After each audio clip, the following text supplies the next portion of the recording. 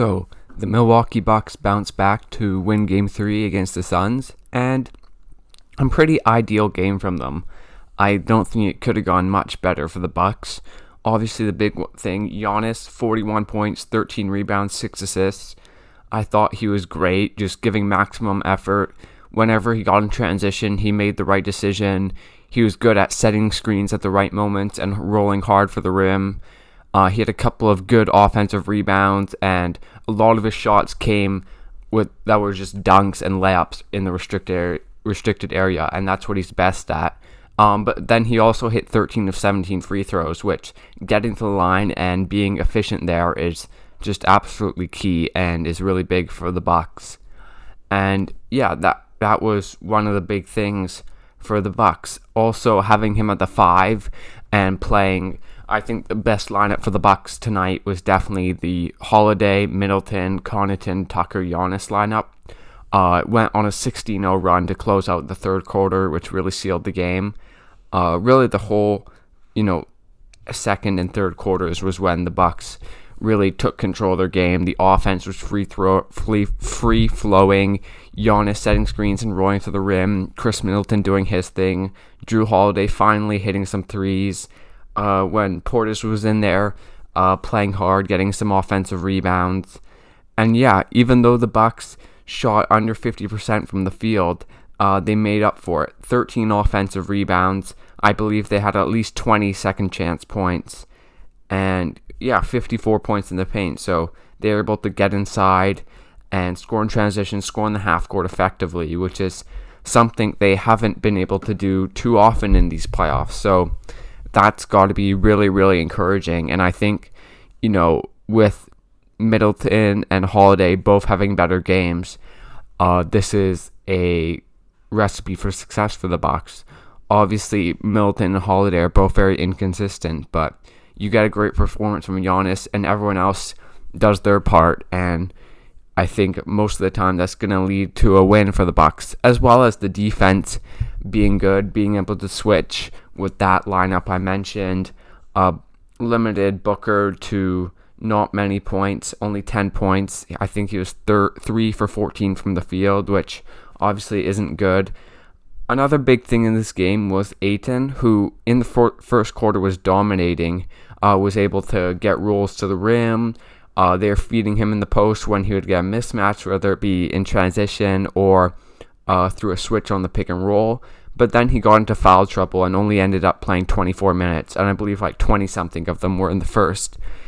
So yeah, the Suns had to go small, and it was okay for stretches with Johnson or Crowder or Bridges at the 5. Those three were all out there with Booker and Paul. But then other times, Giannis was able to feast in the paint and get dunks. And the Suns, they didn't have that roller, which is big for them. It's a big part of their offense, having Ayton there who can roll hard to the rim and get buckets that way.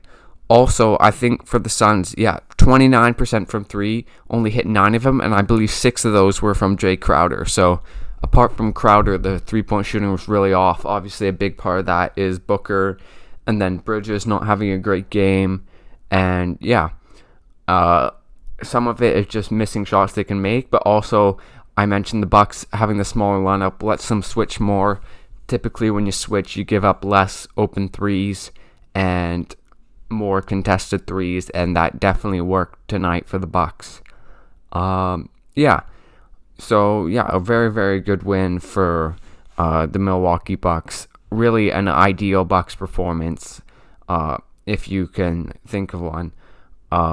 I don't know if there's really anything else to say. Just the Bucks offense was really, really good, and they were able to score in a multitude of ways: paint, transition, threes. They were pretty good. I mean, they've had better three-point shooting nights than tonight. What were they? 14 for 36, 39%. That's good. They'll take that. But they didn't hit 23s like the Suns did in Game 2. So if I think about Game 4 now, which is on Wednesday, which is just a massive gap, but obviously the players need to rest. I think the key for the Bucks are definitely having Holiday and Middleton play at least decently. Like, they don't need to be great, but at least score like something like 20 points each. That's sort of what they did tonight. And then Giannis, whether he'll be as dominant, I don't know. I mean, you can't ask for a much better performance than this one, but he was able to feast for sure. I think getting Ayton in foul trouble was a massive part of that. I wonder how much they'll lean into not playing Brook Lopez and going with Connaughton instead. I mean, I think they'll still start with Brook Lopez, but I think after seeing what they're able to do tonight, I think Budenholzer will be much, much more willing to go to that. And then also whether they can get production from guys like Connaughton and Portis and PJ Tucker. I mean, most of those guys' jobs is just playing defense, but also, the offensive rebounds. That was a massive part. Ayton's foul trouble plays into that, but also the Bucks attacking the boards. PJ Tucker coming in from the corner when he has Chris Paul on him. All that type of stuff really helps. So, yeah. And for the Suns, the adjustment, I mean, Ayton not getting in foul trouble is the big one, especially with Saric out too, which really, really hurts because they had to play Kaminsky or not really have a 5, and both of those options are not very good. So, Ayton staying out of foul trouble, which he's been able to do for most of these playoffs, to be fair to him. And then Booker shooting better from the field. I mean, I don't really know what to say. Maybe a bit more off-ball stuff, but it's hard when the Bucks switch. Maybe trying to get Connaughton onto him and trying to attack that if the Bucks are switching. Even with that, they were able to do that a few times and the shot wasn't falling. So sometimes it's just not going, and it will the next night. Maybe some other stuff with the Bucks switching. I know in game 1 they had a Crowder slip screen, which was really nice. So maybe Seth's few screens were in anticipation of them switching. You just slip it, or the ball handler rejecting the screen is a good way to stop that. To beat a switching defense. If I think of some other things maybe for the Suns, I mean, the best adjustment is just play better. So I don't think this is a massive thing for the Suns. I think it's definitely something to worry about, how effective the Bucks were when they went small, and just how easy Giannis's baskets were.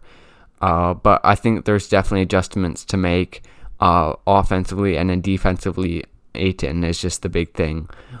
Maybe also trying to bring a few more guys against Giannis, and maybe being more okay with guys like Drew Holiday taking semi-contested threes and trying to just build the wall in front of Giannis. I think maybe trying to do that a bit more could help, but I don't know. It's not the end of the world at just one game. But anyways, thanks for watching this video, guys. Leave a like, subscribe to this channel for more NBA content, and I'll see you guys next time.